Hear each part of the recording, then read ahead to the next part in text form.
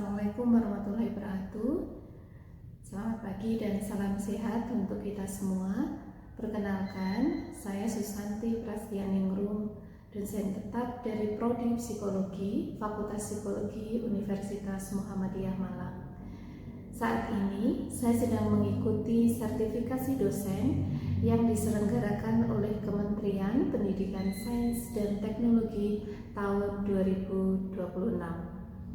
Saat ini, saya akan melakukan penyusunan dokumen pernyataan diri dosen dalam unjuk kerja Tridharma Perguruan Tinggi atau PDD UKTPT. Pada kesempatan kali ini, saya akan memaparkan salah satu mata kuliah yang saya ampu, yaitu mata kuliah Kesehatan Mental pada program studi psikologi di Universitas Muhammadiyah Malang yang dilaksanakan untuk mahasiswa psikologi semester kedua, yaitu semester genap tahun 2025-2026. Mata kuliah Kesehatan Mental merupakan salah satu mata kuliah dasar yang dirancang untuk membantu mahasiswa memahami kesehatan mental sebagai kondisi kesejahteraan psikologi individu, memahami faktor-faktor yang mempengaruhinya, serta mengembangkan kemampuan berpikir kritis dalam menganalisis berbagai permasalahan psikologis yang terjadi dalam kehidupan sehari-hari. Adapun capaian pembelajaran pada mata kuliah ini adalah: yang pertama, memiliki pengetahuan dalam bidang ilmu psikologi serta menunjukkan tanggung jawab, etika, disiplin, sikap positif, dan kepemimpinan dalam lingkup profesi. Selanjutnya, CPL mata kuliah yang kedua yaitu mampu mengelola pekerjaan secara mandiri dan menerapkan keterampilan berpikir kritis, kreatif, inovatif, keterampilan kolaborasi, komunikasi positif, serta pemanfaatan teknologi informasi untuk mewujudkan kesejahteraan masyarakat. CPL kemudian diturunkan menjadi CPMK mata kuliah, yaitu mahasiswa mampu memahami konsep kesehatan mental sebagai kesejahteraan psikologis individu dalam konteks sosial dan budaya, serta menganalisis dan merancang upaya promotif dan preventif kesehatan mental berbasis literasi dan resiliensi. Untuk sub CPMK mata kuliah kesehatan mental ada 4, yaitu sub CPMK yang pertama adalah mahasiswa mampu menjelaskan konsep kesehatan mental dan kesejahteraan psikologis individu. Sub CPMK yang kedua yaitu mahasiswa mampu mengidentifikasi faktor sosial dan budaya yang mempengaruhi kesehatan mental individu. Sedangkan sub CPMK ketiga yaitu mahasiswa mampu menjelaskan peran literasi kesehatan mental dan resiliensi dalam meningkatkan kesejahteraan psikologis individu.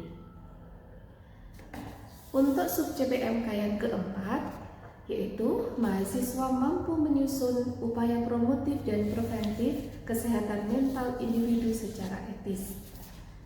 Selanjutnya, bahan kajian materi pembelajaran pada mata kuliah ini yang pertama adalah konsep dasar, sejarah dan perkembangan kajian kesehatan mental di Indonesia. Yang kedua, epidemiologi kesehatan mental. Yang ketiga, faktor determinan kesehatan mental. 4, faktor resiko dan protektif kesehatan mental. Dan yang terakhir adalah promosi dan prevensi kesehatan mental. Referensi yang saya gunakan dalam mengajar diantaranya jurnal internasional dan nasional, buku maupun e-book kesehatan mental, dan hasil penelitian saya yang telah diterbitkan di jurnal. Referensi dari jurnal hasil penelitian saya diantaranya berkaitan dengan problem psikologi pada anak, kompetensi emosi, kebersyukuran, penerimaan diri pada pasien psikotik, kesepian pada remaja, dan marital konflik pada orang tua berkebutuhan khusus. Materi yang kita akan pelajari pada pertemuan ini adalah pengenalan problem psikologi dan diagnosis. Materi ini sangat penting bagi mahasiswa tingkat awal karena seringkali kita jumpai berbagai istilah psikologi digunakan dalam kehidupan sehari-hari, seperti stres, depresi, trauma, atau gangguan mental, tanpa memahami makna ilmiahnya secara tepat. Oleh karena itu, mahasiswa perlu memiliki pemahaman yang benar mengenai perbedaan antara masalah psikologis umum dialami individu dengan kondisi yang memerlukan asesmen dan diagnosis profesional. Melalui pembelajaran ini, mahasiswa diharapkan mampu mengidentifikasi berbagai problem psikologis yang sering muncul dalam kehidupan sehari-hari, memahami konsep dasar diagnosis dalam psikologi, serta menyadari pentingnya penggunaan pendekatan ilmiah dan etis dalam memahami perilaku manusia. Selain itu, mahasiswa juga akan dilatih untuk mengembangkan kemampuan analisis melalui diskusi kasus dan refleksi kritis terhadap fenomena psikologis yang ada di lingkungan sekitar. Untuk mencapai tujuan tersebut, pembelajaran akan dilaksanakan secara interaktif melalui pemaparan materi, diskusi kelompok, analisis kasus sederhana, serta tanya jawab yang mendorong partisipasi aktif mahasiswa. Dengan demikian, mahasiswa tidak hanya memahami konsep secara teoritis, tetapi juga mampu mengkaitkannya dengan situasi nyata yang mereka temui dalam kehidupan sehari-hari. Baik, mari kita diskusikan bersama pada sesi pembelajaran hari ini. Selamat mengikuti video pembelajaran. Semoga materi ini bermanfaat dan dapat menjadi dasar yang kuat dalam memahami kesehatan mental dan problem psikologi secara ilmiah. Demikian yang bisa saya sampaikan. Wassalamualaikum warahmatullahi wabarakatuh. Ya, kita mulai ya. Bismillahirrahmanirrahim. Assalamualaikum warahmatullahi wabarakatuh. Waalaikumsalam warahmatullahi wabarakatuh. Anda mulai awal Juli ya? Mulai Juli 1. Minggu ini pembekalan. Gimana rasanya?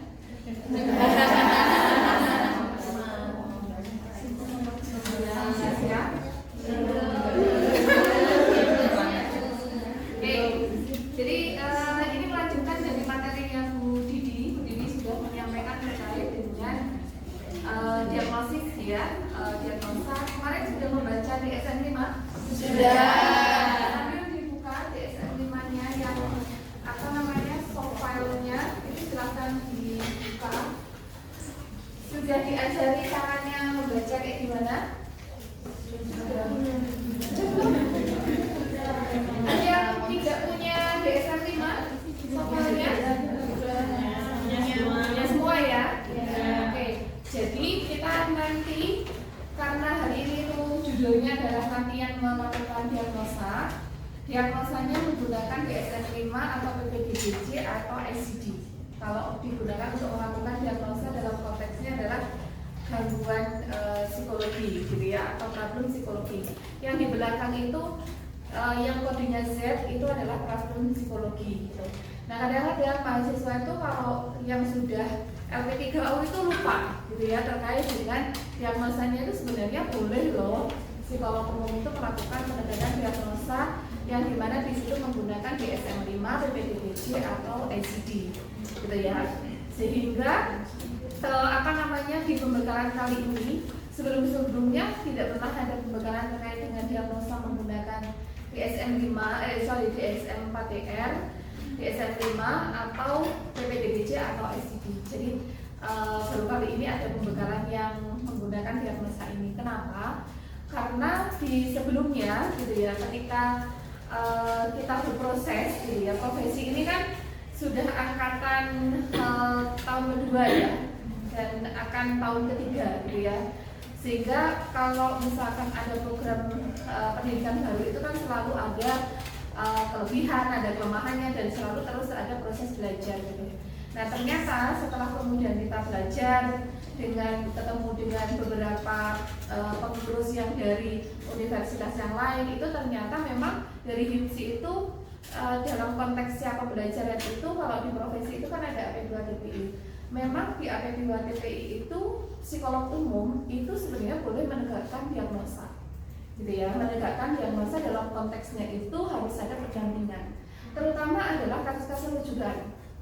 Karena kan kalau misalkan nanti kalian membuka praktek itu kan nggak ada tulisannya psikolog umum, tahunya kan psikolog, gitu ya. Sehingga kita harus siap dengan kalau misalkan kita mendapatkan klien yang itu adalah rujukan, entah itu rujukan dari dokter, entah rujukan dari entah misalkan hasil si klien itu sudah pernah dirujuk ke psikolog atau psikiater dalam proses pengobatan, maka kita juga harus menerima, gitu ya.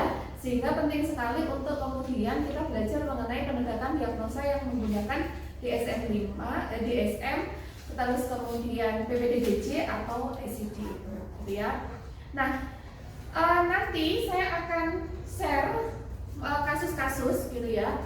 Ini ada kasus-kasus yang ada 2 kasus itu kategorinya memang sudah gangguan berat, gitu ya. Hasil rujukannya dari psikolog, dan yang saya siapkan ini kelima kasus ini, 1 kasus yang nanti saya jadikan sebagai contoh, ke 6 kasus jadinya. 6 kasus ini adalah kasus nyata, gitu ya, kasus nyata.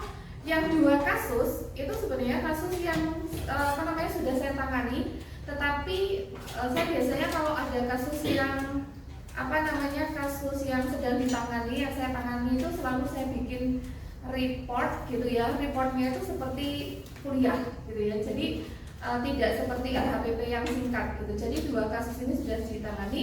Yang 4 kasus ini adalah dari mahasiswa, gitu. Tapi itu adalah kasus nyata. Nah, kemarin Anda belajar dengan Bu Didi itu sudah dijelaskan ada aksis nggak? Terus yang dijelaskan apa? Domain, terus domain kayak PDP, event, ada disposisi kayak gitu. Terus apa lagi?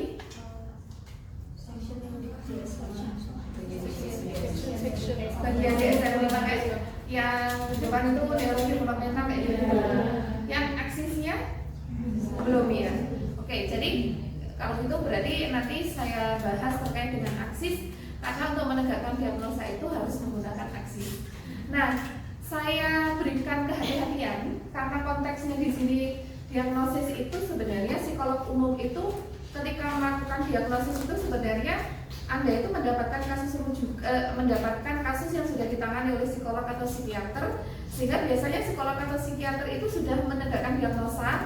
Nah, Anda melakukan diagnosa itu untuk melakukan cek and recheck aja. Jadi bukan untuk ditangani, gitu ya. Sehingga harus hati-hati betul. Bukan kemudian akhirnya diagnosa itu, sudah diajari bukan sampai pada gangguan kok, berarti saya ketika berpraktek itu harus sampai ke arah sana, enggak, gitu ya. Jadi konteksnya menegakkan diagnosa yang itu adalah gangguan untuk dirujuk. Nanti Anda harus menemukan problemnya itu apa. Kayak misalkan contohnya, kebetulan Anda kok nanti misalkan ya magangnya itu di rumah sakit UMM, yang dimana di situ rumah sakit UMM itu menerima klien-klien yang dimana di situ kan juga bisa jadi dia bermasalah terkait dengan klinisnya, gitu ya, permasalahan terkait dengan kesehatan atau klinis gitu. Nah, kebetulan kok ada klien yang dimana di situ baru keluar dari RSJ, gitu ya, yang dimana diagnosa dari rekam medisnya itu adalah skizofrenia. Terus kemudian datanglah ke rumah sakit itu, ke rumah sakit di mana kalian LP3U, yang dimana setelah kalian lihat rekam medisnya, terus kemudian menunjukkan bahwa diagnosanya adalah skizofrenia paranoid. Nah, kalau sudah ketemu dengan klien seperti itu, ya jangan bilang, Mbak, saya nggak bisa menangani karena saya psikolog umum, ya jangan begitu, gitu ya. Jadi harus dilakukan asesmen dulu, gitu. Apa kebutuhannya? Ternyata dari rekam medis itu menunjukkan bahwa si orang ini atau si klien ini menunjukkan riwayat dia tidak patuh obat, minum obatnya itu nggak patuh, gitu ya. Sehingga muncul beberapa simptom ketika si pasien itu atau klien itu tidak minum obat, gitu. Sehingga Anda tetap melakukan diagnosisnya, yaitu melakukan recheck gitu ya, apakah memang betul dia itu skizofrenia paranoid. Oh ternyata simptomnya memenuhi semua, berarti diagnosisnya adalah skizofrenia paranoid gitu ya. Bismillah, assalamualaikum warahmatullahi wabarakatuh. Waalaikumsalam warahmatullahi wabarakatuh. Kami dari kelompok 8 dengan kasus 4 izin mempresentasikan hasil diskusi kami. Yang pertama ada diagnosis utama. Diagnosis utamanya itu yang pertama ada kecemasan. Diagnosisnya itu F41.1 yaitu GAD, Generalized Anxiety Disorder. Yang pertama itu ada kecemasan dan kekhawatiran berlebihan terhadap berbagai hal terjadi hampir setiap hari selama lebih dari 6 bulan. Kemudian klien mengalami kesulitan mengendalikan kekhawatiran. Itu checklist. Kemudian nomor 3 itu terdapat minimal 3 dari 6 gejala kecemasan pada orang dewasa. Gejalanya itu ada tegang, sulit tidur, mudah lelah, gelisah, jantung berdebar, sulit mengelola kecemasan. Itu checklist. Kemudian yang keempat, gejala mengganggu fungsi kehidupan sehari-hari itu tidak, karena subjek itu masih berfungsi secara di kesehariannya.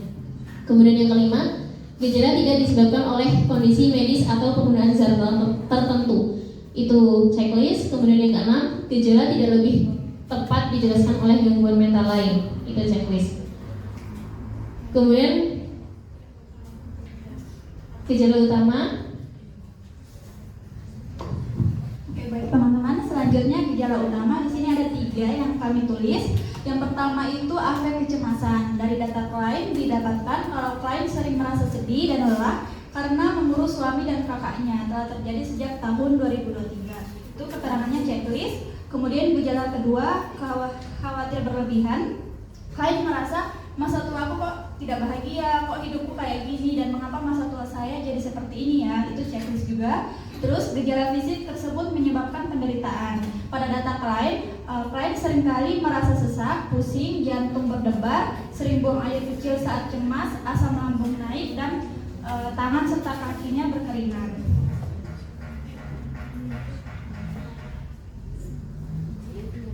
Berikut untuk gejala lainnya, yaitu ada beberapa yang muncul terkait gagasan tentang rasa kehidupan masa tuanya. Subjek dibuktikan dengan klien, yaitu masa tua aku tidak bahagia, hidupku kayak gini, dan mengapa masa tuanya yang seperti ini. Nah itu ditunjukkan oleh subjek. Kemudian gejala merasa bersalah. Subjek dari hasil di datanya diketahui merasa bersalah jika sedang mengantar suaminya kontrol, namun keadaannya kurang baik dan atau tidak membaik. Kemudian subjek juga diketahui gejala yang muncul yaitu merasa mudah lelah. Dengan ditujukan klien merasa mudah lelah diakibatkan mengurus suami dan kakaknya yang sudah berlangsung selama 2 tahun. Kemudian ada gangguan tidur, yaitu di mana dibuktikan seringkali jam 2 malam klien merasa asam lambungnya naik dikarenakan banyak hal yang dipikirkan oleh subjek. Kemudian dari gejala muncul ketegangan otot itu tidak ditunjukkan oleh subjek. Kemudian dari penjelasan aksis. Kemudian dari aksis 1 di sini ada diagnosisnya yaitu F41.1 yaitu GAD. Kemudian aksis 2 di sini tidak ada diagnosis. Kemudian aksis 3 di sini juga tidak dilakukan pemeriksaan. Kemudian pada aksis 4 di sini si subjek tidak memiliki support system yang baik dari suaminya maupun anak-anaknya ya, maupun keluarga si suaminya juga.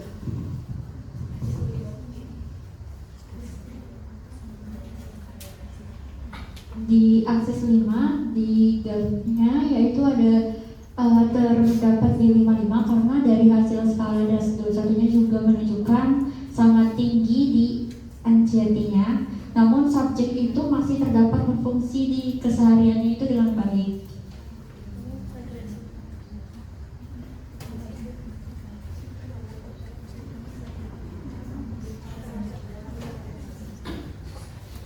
Dan di akses 5 itu termasuk ke dalam moderate simptom. Oke. Mungkin itu saja presentasi dari kami. Terima kasih. Wassalamualaikum warahmatullahi wabarakatuh.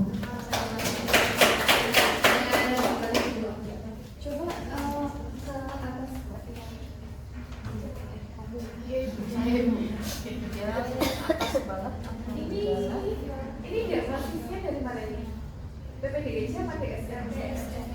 DSM. Iya. Pakai DSM 5. Terus di breakdown ke kondisinya si klien yang mana? Ya, misalkan kecemasan dan kekhawatiran berlebihan terhadap berlebihan. Ini tuh kondisinya subjek itu yang mana? Iya. Jadi ini kan pakainya adalah DSM 5 toh. Nah, ketika kalian mencentang berarti kan ada di dalam kondisinya si klien. Nah itu nanti di apa? Ada keterangan lagi. Itu keterangan yang dimana di situ judulnya kondisi klien. Karena kan biasanya penguji itu pada saat ujian internal itu kalian mencentang ini buktinya apa? Gitu. Nah nanti kalau diteruskan lagi, oh ternyata kecemasan dan kekhawatiran itu kalian mengatakan bahwa oh dia itu bisa menunjukkan kondisi dia itu khawatir, cemas itu berdasarkan pada data yang diambilkan dari metode asesmen apa? Misalkan observasi dan wawancara. Makanya di situ nanti akan dicek apakah metode asesmennya itu menyumbangkan dari keluhannya, dari simptomnya.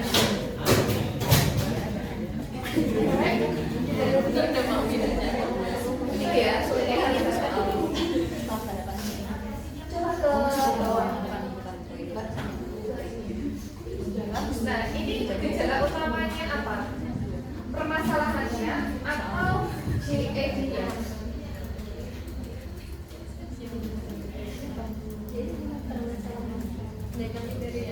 Dari permasalahan. Seharusnya memang dari GAD-nya. Ini apa ini? Gejala yang muncul itu apakah permasalahannya saat ini sebagai dia caregiver-nya si suaminya itu atau generalized anxiety-nya ininya juga saya nggak tanya harusnya saya tanya ini isinya apa yang mana Kalau kami tadi menentukan gejalanya itu dari yang di apa? Simptom-simptom yang di GAD. Oh, berarti ini harusnya diletakkan di keterangan itu. Ini kan kondisi kliennya. Oh, jadi ini tuh apa?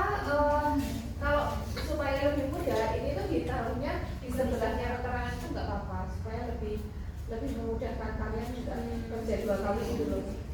Oh berarti gejala utama, terus keterangan checklist itu baru data klien. Ini kondisi klien toh.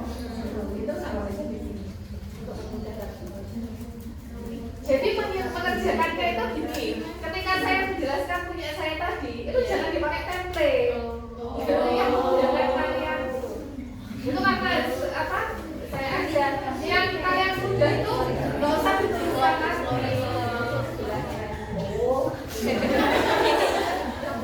Terus kalau kalian membuat kesimpulan kelompok ini, Yang salah dia belajar. permasalahan yang didiagnosis adalah GAD. Oke, apa namanya? Saya sepakat bahwa itu adalah generalized anxiety disorder karena dia sebagai caregiver dan punya banyak kecemasan dan kekhawatiran. Yang menjadi masalah yang bisa diintervensi psikolog umum apa? Kalau menurut kami tadi kan ada 2 diagnosa tadi kan Ibu, GAD sama caregiver burden gitu. Burden. Terus menurut kami yang bisa diintervensi itu si caregiver burdennya gitu, seperti itu. Apanya? Bagian apanya? Caregiver burdennya? Stresnya dia mengasuh kah? Atau kekhawatirannya? Apanya? Tadi belum mendiskusikan sampai itu, baru kesimpulan kayak oh yang berarti yang bisa diintervensi itu bagian caregiver burdennya gitu. Oke. Terima kasih kelompok 8.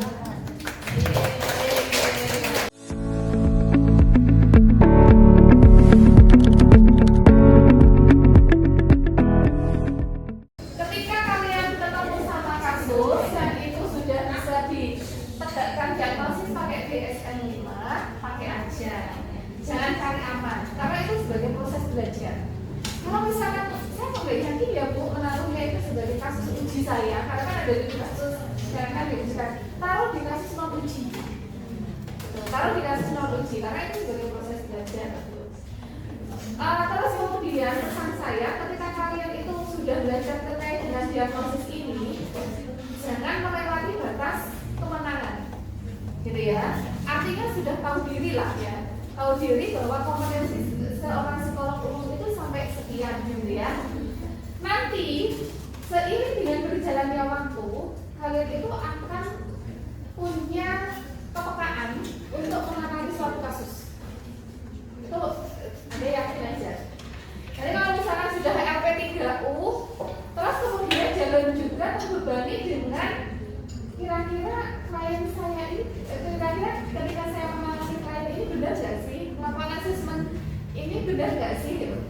Karena kekhawatiran, ketakutan, kecemasan itu sesuatu hal yang wajar. Kalau nggak takut, nggak cemas, ya nggak belajar, gitu ya. Jadi itu sesuatu hal yang wajar, nggak usah terlalu dibesar-besarkan, gitu ya. Kekhawatiran itu nggak usah juga sering-sering ke cari psikolog untuk konseling, gitu ya. Sudah, karena kalian ini sudah mantap mengambil profesi psikolog, ya ini ya harus dihadapi. Ada sudah banyak mendapatkan bekal dari prodi, gitu ya. Prodinya sudah banyak memberikan bekal. Sekarang awal Juli itu tinggal jalan kalian LP3U.